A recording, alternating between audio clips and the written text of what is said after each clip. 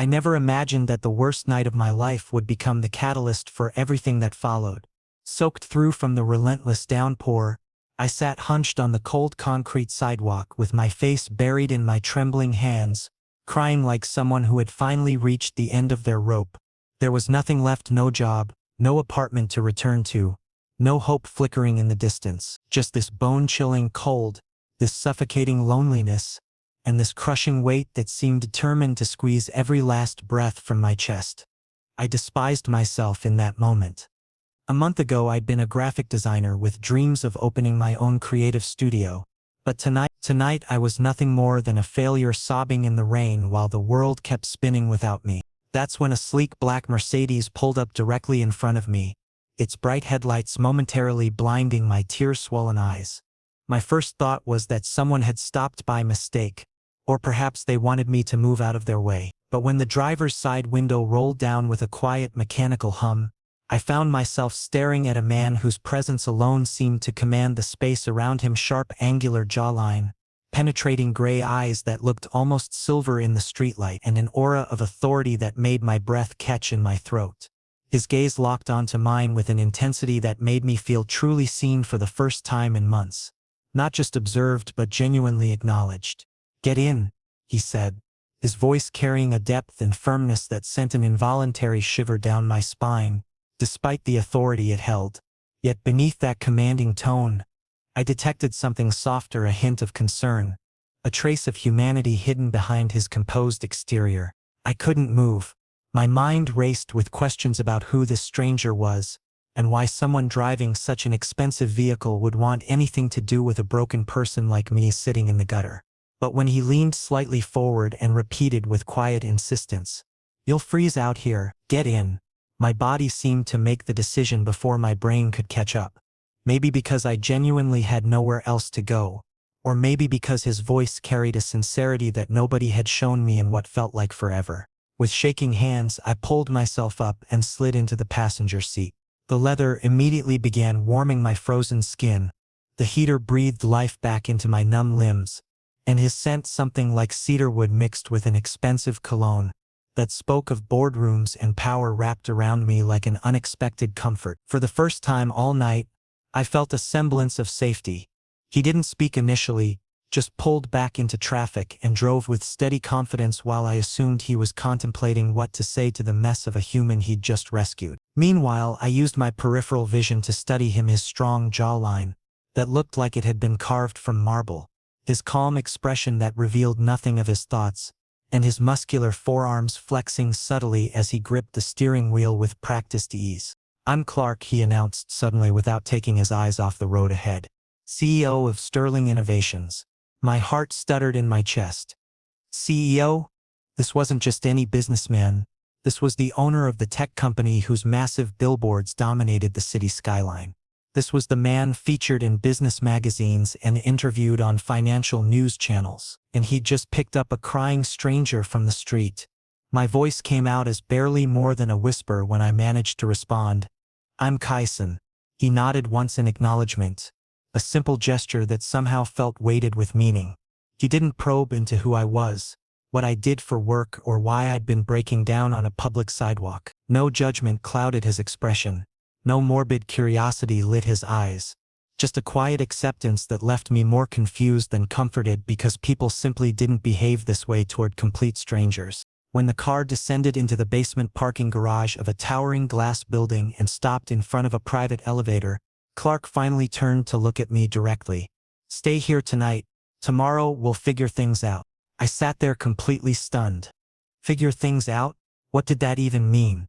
Why was he bringing me to what I realized as the elevator doors opened was his personal penthouse?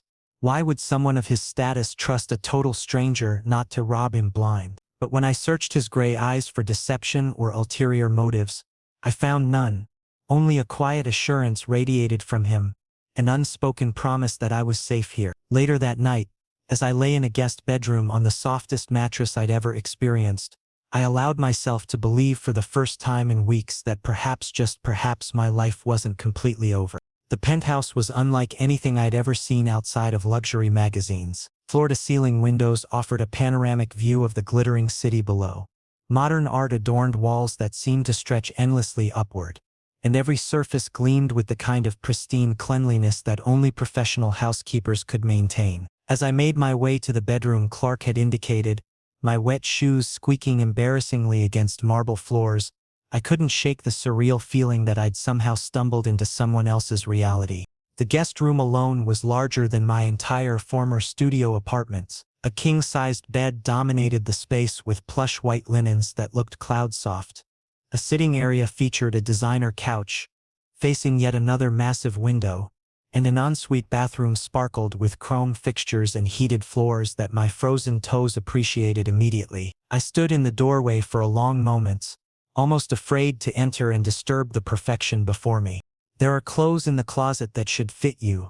Clark's voice came from behind me, making me jump slightly. I hadn't heard him approach. "Bathroom is fully stocked. Take whatever you need." I turned to face him, words catching in my throat. "Why are you doing this? You don't know anything about me." I could. "Dangerous?" He finished my sentence with the ghost of a smile playing at the corners of his mouth. "I'm an excellent judge of character, Kaisen. It's kept me alive in business this long." He paused, studying me with those piercing gray eyes. "Get some rest. We'll talk in the morning." Before I could formulate a response, he'd turned and walked away, leaving me standing alone in this impossible luxury with 1,000 questions swirling through my exhausted mind. I showered until the hot water finally stopped my shivering, changed into borrowed clothes that smelled faintly of expensive detergent, and collapsed onto that impossibly comfortable bed. As I lay there staring at the ceiling, listening to the muted sounds of the city far below, one thought kept circling through my consciousness.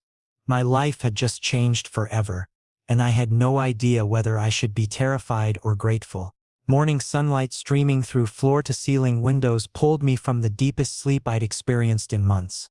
For several disoriented seconds, I genuinely believed I was dreaming, or perhaps staying in some five-star hotel that my broke self definitely couldn't afford.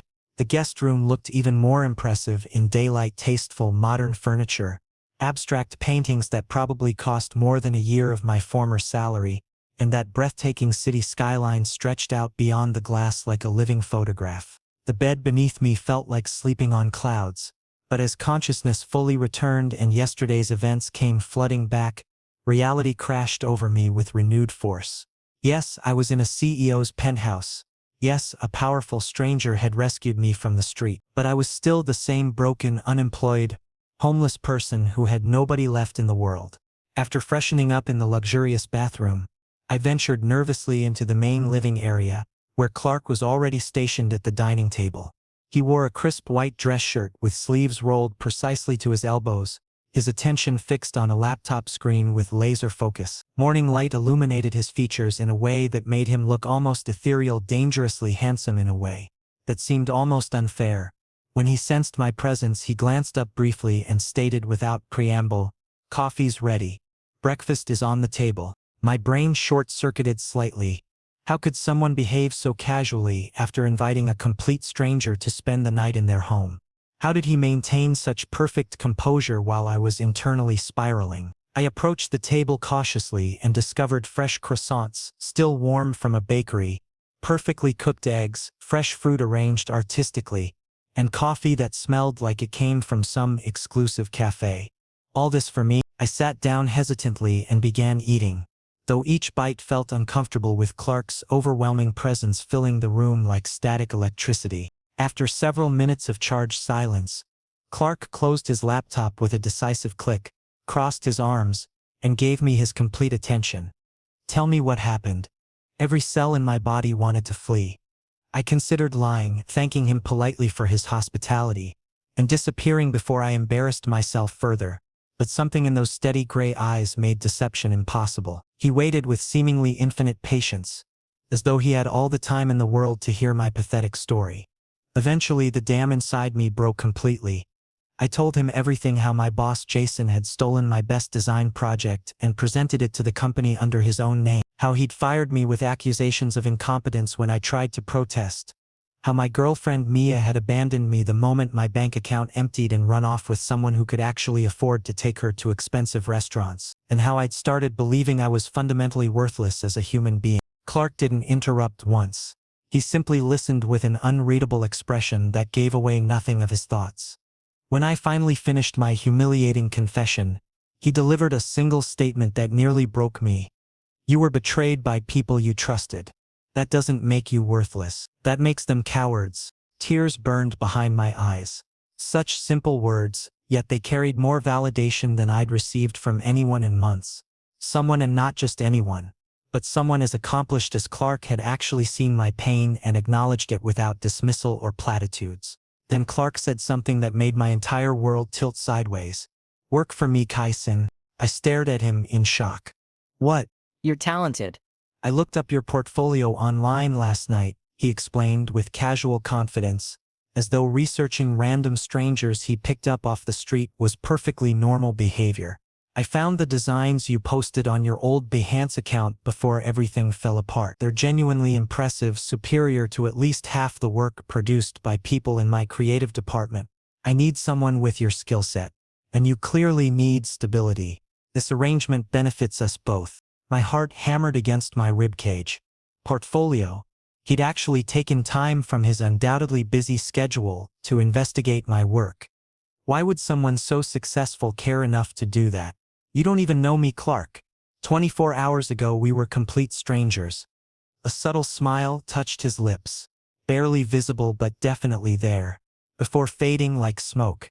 His eyes held something deeper though, something I couldn't quite interpret. I know enough to recognize potential when I see it, and I trust my instincts. They've never steered me wrong in business. I opened my mouth to respond, but he raised one hand in a stopping gesture. Think about it today. If you accept, you start Monday morning. If you decline, I'll help you find alternative employment opportunities. But regardless of your decision, you're not returning to that street. In that pivotal moment, I realized Clark wasn't simply a CEO, he was something more complex. Something mysterious and protective. Something that pulled at me like gravity itself. When he reopened his laptop and returned to whatever business consumed his attention, I'd already made my choice. I said yes, because this might be the lifeline I desperately needed to rebuild my shattered life. But somewhere in the back of my mind, a small voice whispered that this decision would alter far more than just my career trajectory. The rest of the morning passed in a strange blur.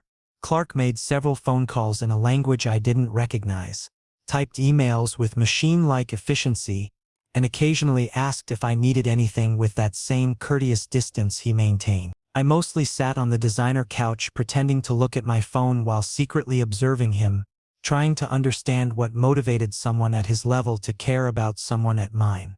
Around noon he stood and stretched, his shirt pulling tight across broad shoulders. I have meetings this afternoon. Make yourself comfortable here. There's food in the kitchen, television, books, whatever you need. I'll be back by 6 and we can discuss your position in more detail. I don't know how to thank you, I managed to say, my voice thick with emotion.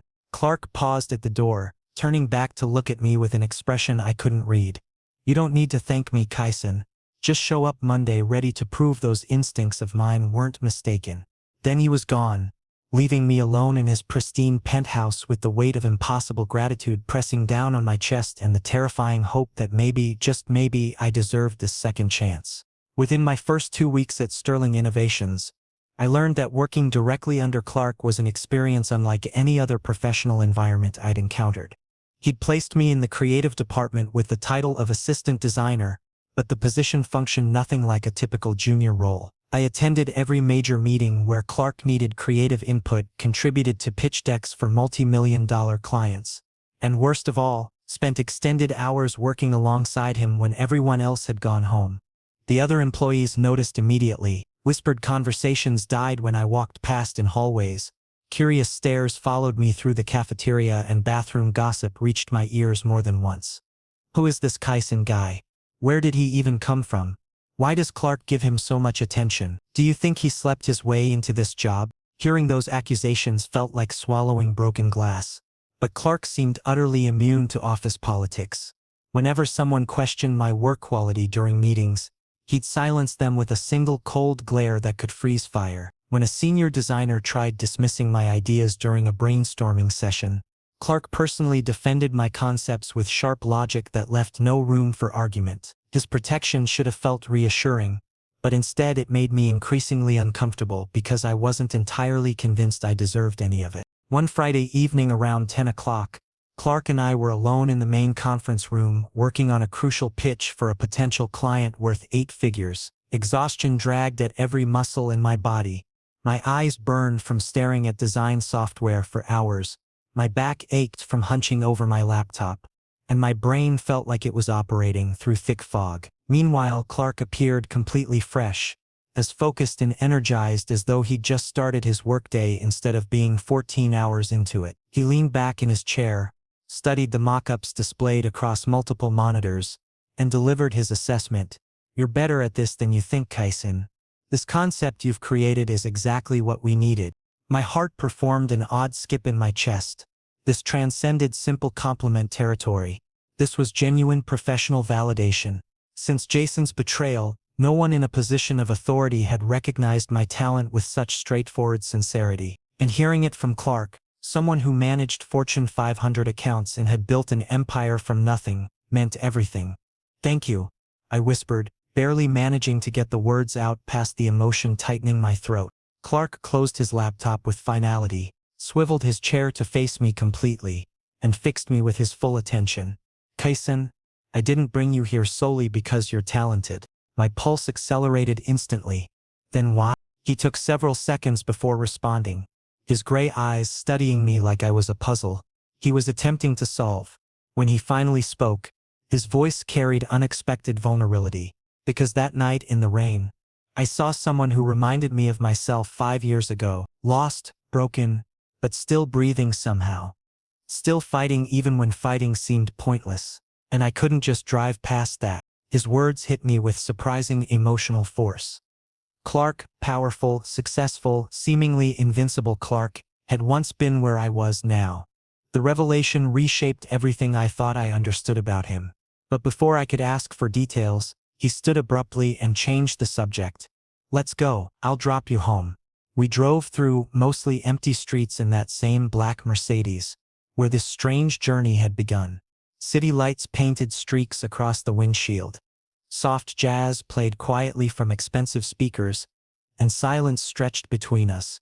But it wasn't uncomfortable. I kept my eyes on the passing scenery while my mind remained hyper-aware of everything about Clark, the way his hands gripped the steering wheel, the subtle tension in his jaw, the rhythm of his breathing. What was this feeling coursing through me? Gratitude for the opportunity he'd provided, attraction to his undeniable presence, or something deeper that I was afraid to examine too closely? Without warning, Clark hit the brakes and steered the car onto the shoulder of a quieter road. He kept both hands on the wheel, dropped his head back against the headrest, and closed his eyes. For the first time since I'd met him, Clark looked genuinely tired, not just physically exhausted, but emotionally drained. "Sometimes I wonder if I'll ever stop running," he said barely above a whisper as though speaking more to himself than to me. "If I'll ever find someone who sees past all this." He gestured vaguely at his expensive suit, the luxury car, the trappings of success. My hand moved before conscious thought could intervene. I reached across the center console and placed my palm gently on his forearm, feeling the warmth of his skin through the fabric of his shirt. "Maybe you already have," I said softly. Clark's eyes opened and he turned his head to look at me with an intensity that stole the oxygen from the car's interior. Something fundamental shifted in that suspended moment. The air pressure changed, the temperature seemed to rise, and the distance between us felt simultaneously vast and infinitesimal. His gaze dropped from my eyes to my lips and lingered there long enough that my breath caught audibly. Time stretched like warm honey, slow and thick, and I knew with absolute certainty that if he moved even slightly closer, everything between us would transform irrevocably. And honestly, I wanted him to close that distance. I wanted to know if this electricity crackling between us was mutual or just my imagination running wild. I wanted to understand why this man had inserted himself into my life with such determination. Most of all, I wanted to stop being afraid of feeling something real after months of numbness. But Clark pulled back, breaking the spell with visible effort. He cleared his throat, straightened in his seat, and restarted the engine.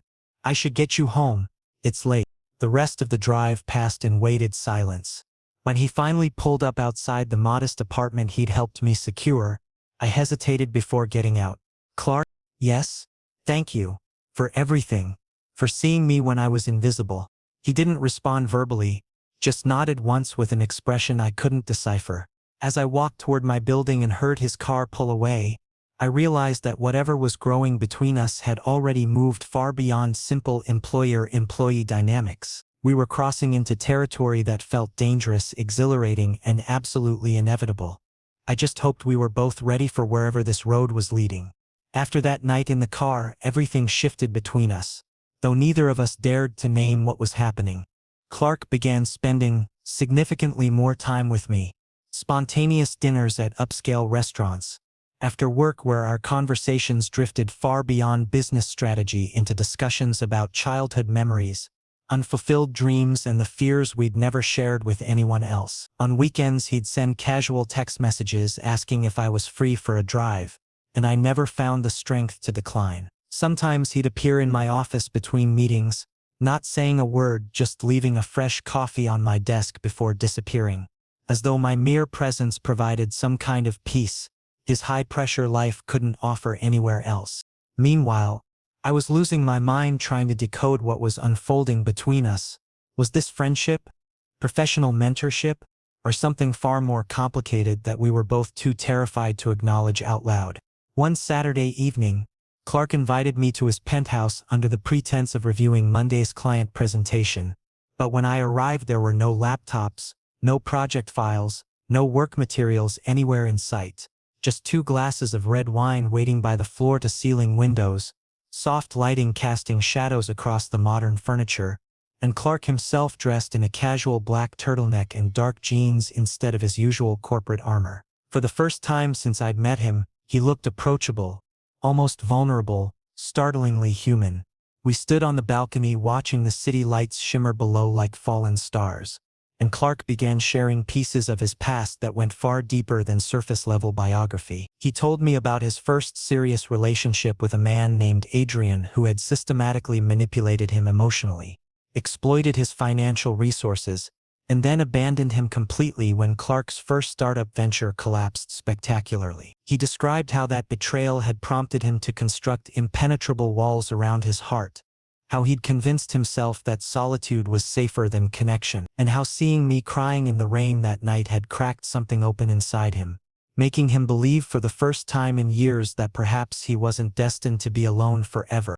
"I recognized my own brokenness in you, Kaysen," Clark said, those intense gray eyes boring into mine with unnerving directness.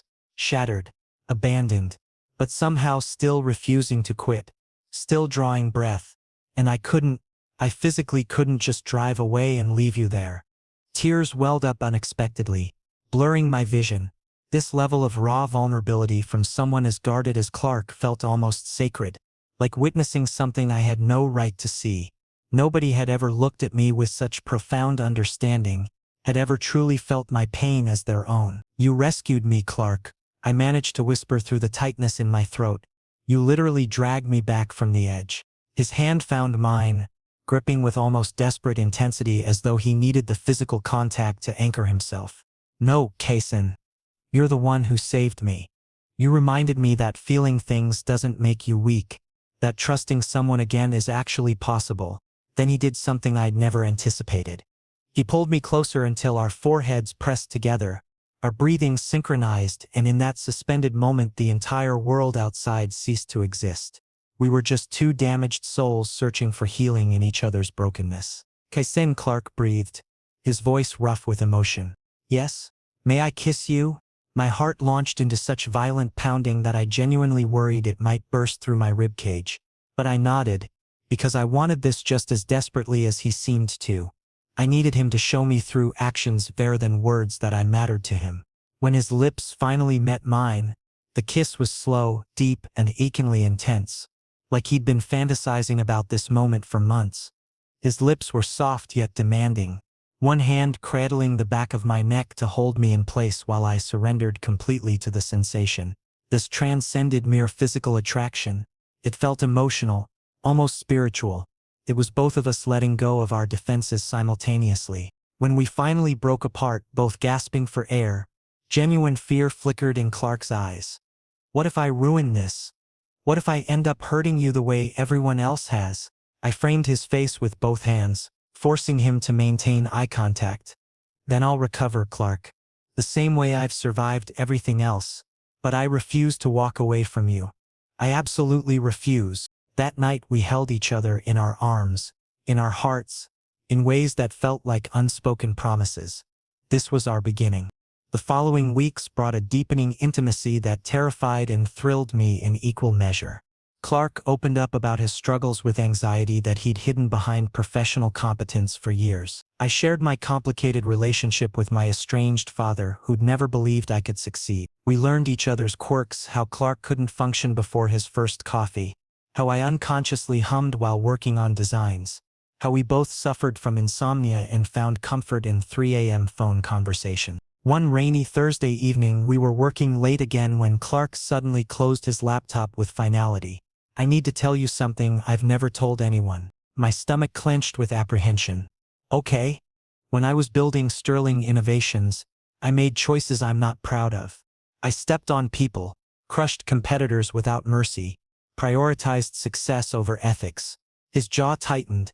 I became exactly the kind of ruthless businessman I once despised. And sometimes I wonder if I even deserve happiness after the damage I've caused. I moved closer, placing my hand over his. We all have chapters we'd rather not read aloud, Clark. What matters is who you're choosing to become now. He looked at me with such raw gratitude that it physically hurt. How did I get so lucky to find you? You stopped when most people would have kept driving. I reminded him gently. That says everything about who you really are. He kissed me again then, and I realized I was falling. Not just into attraction or infatuation, but into something far more profound and terrifying. I was falling in love with Clark in all his complicated, damaged, beautiful complexity. As we left the office that night, walking to the parking garage with our hands intertwined, I understood that we'd crossed a threshold from which there was no returning. Whatever happened next would either build us into something stronger or destroy us both completely. But standing there with his hand in mine, watching him smile at something I'd said, I knew with absolute certainty that the risk was worth taking. Because some people are worth fighting for, even when the odds seem impossible, especially then. Happiness never lasts as long as you want it to, particularly when the world decides you don't deserve it. Office rumors about Clark and me spread like wildfire through every department. Employees began gossiping openly in break rooms.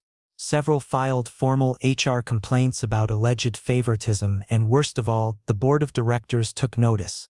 An emergency meeting was convened where Clark faced pointed questions about his inappropriate closeness with a junior employee. I heard through the grapevine that certain board members had privately warned him that this situation could damage the company's professional reputation.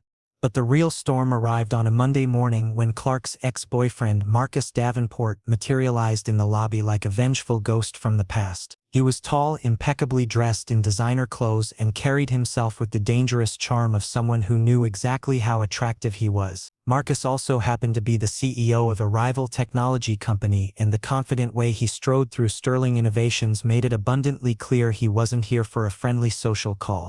He walked directly into Clark's office without waiting for permission, and I stood anxiously outside as their voices escalated, muffled by the door but clearly heated.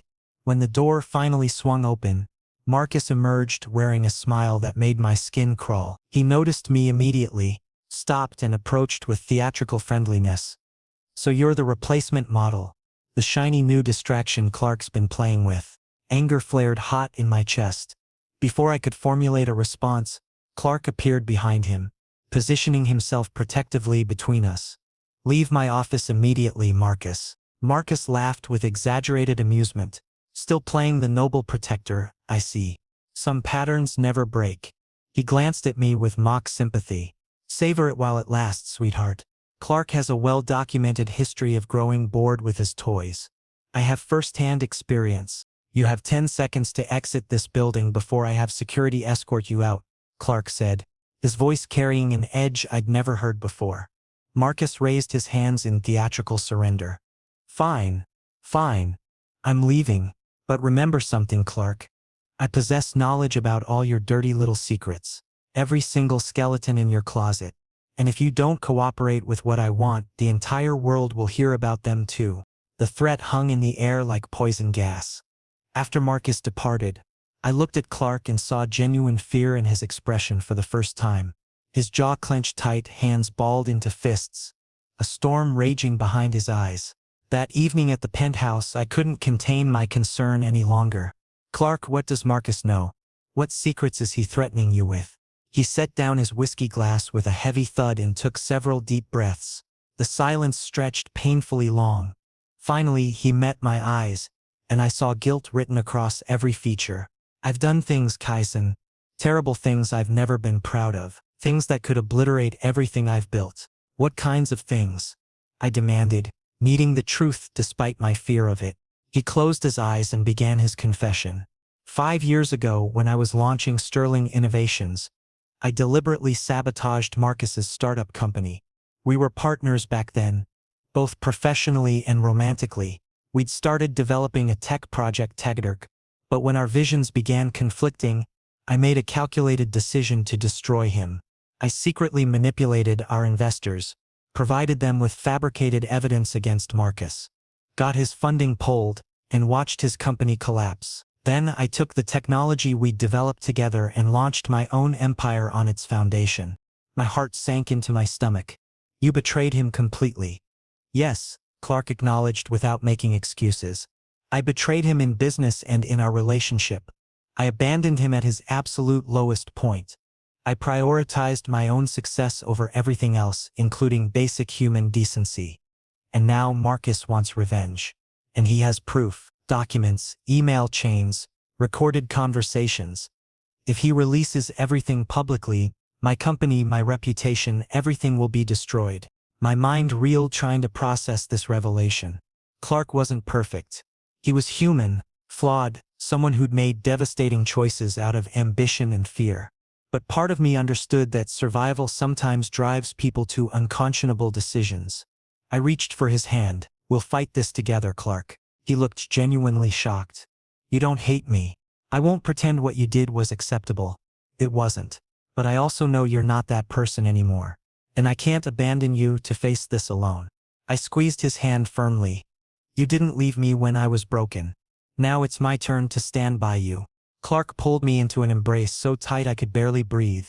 And in that moment I understood that love isn't just about celebrating the good times, it's about staying present during the darkness. Over the next several days, Marcus's threats materialized into action. He began leaking information to business journalists, suggesting improprieties in how Clark had built his company. Stock prices for Sterling Innovations started fluctuating wildly. Competitors began circling like sharks sensing blood in the water. The board demanded answers Clark couldn't comfortably provide. Meanwhile, Clark was unraveling. I'd catch him staring at nothing during meetings, his usual sharp focus completely absent. He stopped eating regular meals, survived on coffee and determination alone. Dark circles appeared under his eyes from sleepless nights spent anticipating the destruction of everything he'd worked for. I tried supporting him however I could, staying at the penthouse so he wouldn't be alone, forcing him to eat something even when he claimed he wasn't hungry, holding him during the panic attacks he tried to hide. But one night he tried pushing me away entirely. You should distance yourself from me, Kaisen. I'm going to drag you down with me. You don't deserve to be caught in this disaster. Something inside me snapped. Stop it, Clark. Just stop. I grabbed the front of his shirt forcefully. Do you think you're alone in this? Do you believe your past mistakes define everything you are? I'm right here. I love you, not your success, not your money, but you, the person you are right now in this moment. I'd said it out loud for the first time. Love. Tears spilled down Clark's face as he completely broke down, kissing me with desperate intensity as though I was his only remaining anchor to reality. I love you too, Kaisen. God, I'm so sorry for dragging you into this nightmare. Stop apologizing and start fighting back. I told him firmly. You didn't surrender when you had nothing. Why are you giving up now when you have everything, including me? That conversation became our turning point, the moment we stopped being victims and became warriors. When I arrived at the office the next morning, the entire building had descended into chaos. Marcus had held a press conference where he publicly accused Clark of fraud, corporate espionage, and systematically unethical business practices. News networks were running the story on repeat.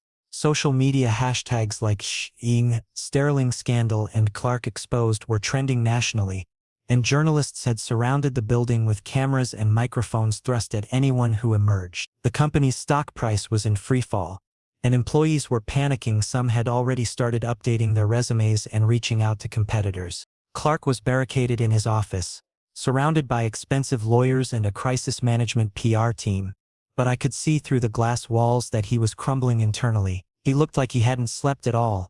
Bloodshot eyes, exhausted features, and that signature confidence that usually defined him had completely evaporated. The following days became a waking nightmare. The board held another emergency session where they asked Clark to temporarily step down as CEO pending a thorough investigation. Major clients began canceling contracts, citing concerns about corporate ethics. Several key employees resigned publicly, giving interviews about the toxic culture they claimed permeated Sterling Innovations.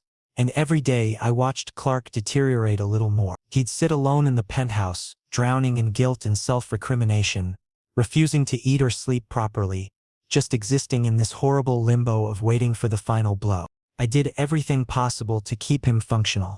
I stayed with him every night, practically forcing food down his throat, and held him through the breakdowns when they became too overwhelming.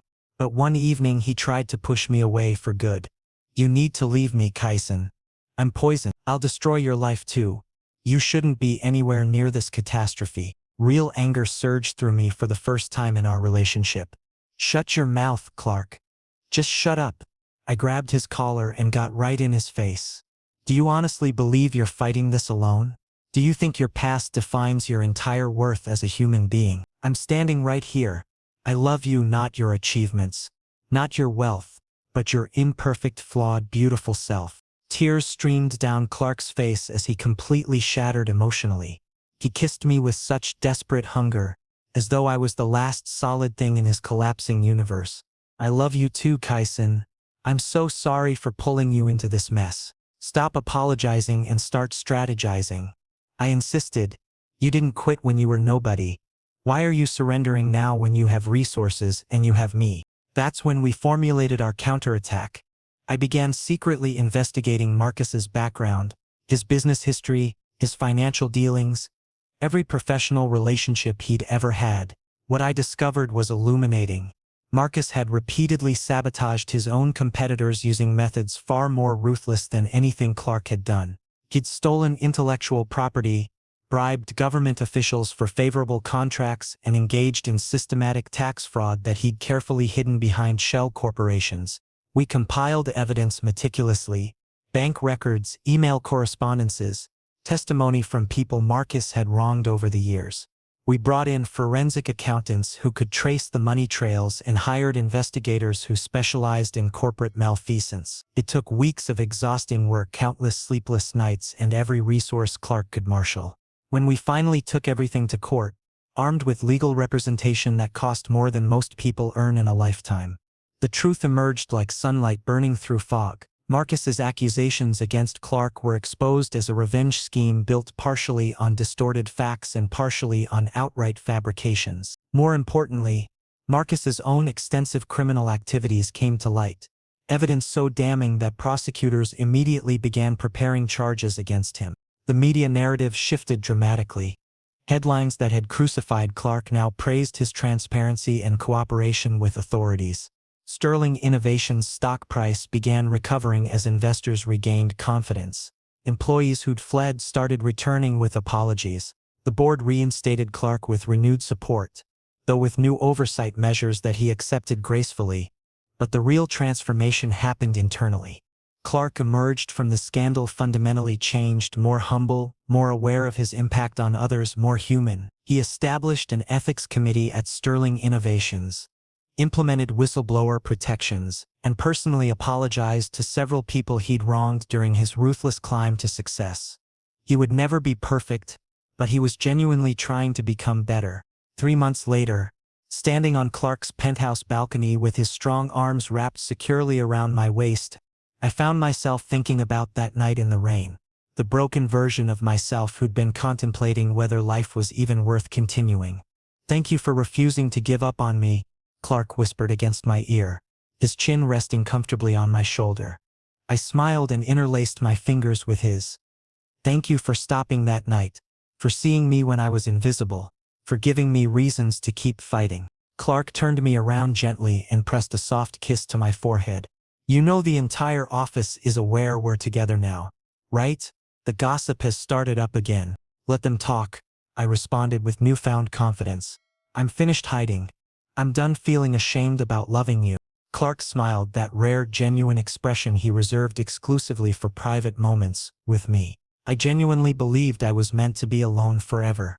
But you proved that with the right person, moving past your mistakes becomes possible.